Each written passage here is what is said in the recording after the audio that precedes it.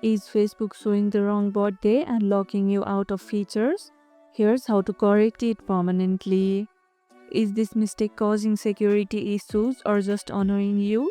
Let me know in the comments below. First, try editing through desktop. Mobile often hides the full birthday settings.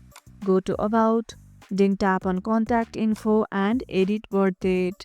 Hit the limit, submit a government ID through Facebook verification portal.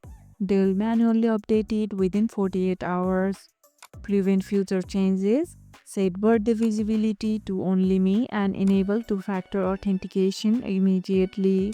If hackers change it, run a security checkup, go to settings, then tap on security and turn on get alerts about unrecognized login. After fixing, check your ad preferences. Wrong birthdays mess up your targeted ads.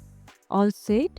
If this video helped, hit the like button, share it, subscribe and leave a comment.